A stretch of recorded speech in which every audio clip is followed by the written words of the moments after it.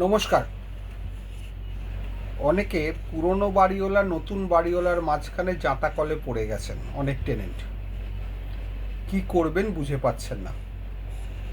কবে প্রপার্টি বিক্রি হচ্ছে বা কে কিনছে বুঝতে পারছেন না। সব থেকে বড় কথা, ভাড়াটা কিভাবে কাকে দেবেন সেটাও বুঝতে পারছেন না।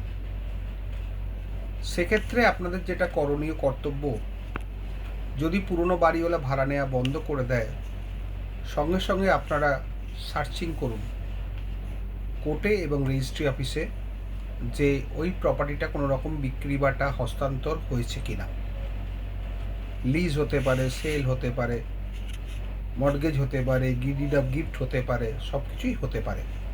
কারণ ল্যান্ডলর্ড যদি ওনার হন, তার সম্পূর্ণ রাইট আছে, তিনি যা খুশি করতে পারেন, তাতে কোনো বার নেই।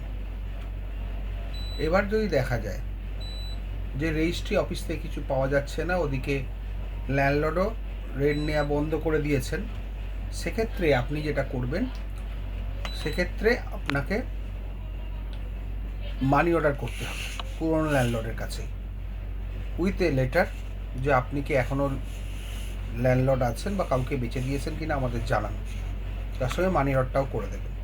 মানি অর্ডার রিফিউজড হয়ে গেলে, মানি অর্ডার করার নিয়ম হচ্ছে, ধরুন জানুয়ারি মাস পর ফেব্রুয়ারি মাসের 15 তারিখের মধ্যে মানি অর্ডার করতে হয়, যদি না অ্যাডভান্স ভাড়া নেবার প্রভিশন থাকে।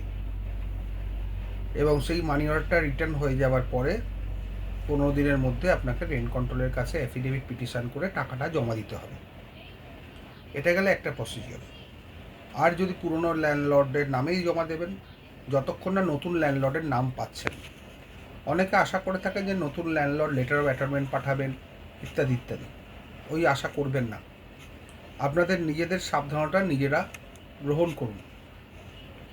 সার্চ করুন, প্রপার্টি সার্চ করলে আপনি সমস্ত তথ্য পেয়ে যাবেন। সেই মতো নতুন বাড়িওয়ালাকে মানি অর্ডার করুন। তিনি হাতে হাতে নিয়ে নিলে ভালো, তার কাছে আগে অ্যাপ্রোচ করুন। যদি হাতে নেন খুবই ভালো, আর না নিলে মানি অর্ডার করে দিন, তারপর রেন্ট কন্ট্রোলে জমা করুন, যে প্রসিজিওরে বললাম। এছাড়া আর কোনো প্রসিজিওর নেই। Searching is only the best option.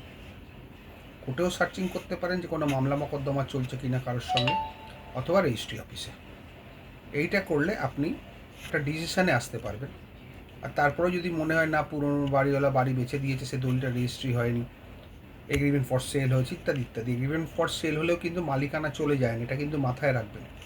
Agreement for sale হলে পজিশনটাও হয়তো ট্রান্সফার হতে পারে, কিন্তু মালিকানা পুরনো ল্যান্ডলর্ডের কাছেই থাকবে যতক্ষণ না সেল ডিড রেজিস্ট্রি হচ্ছে। এটাই হচ্ছে আইন। তখন আপনার রেন্ট কন্ট্রোলের কাছে বেনিফিট অফ ডাউট সেখানেও জমা করতে পারেন, তবে সেটা খুব একটা ভালো নয়। আপনি স্পেসিফিক কনফার্ম হয়ে যা করার করবেন। ভালো থাকবেন।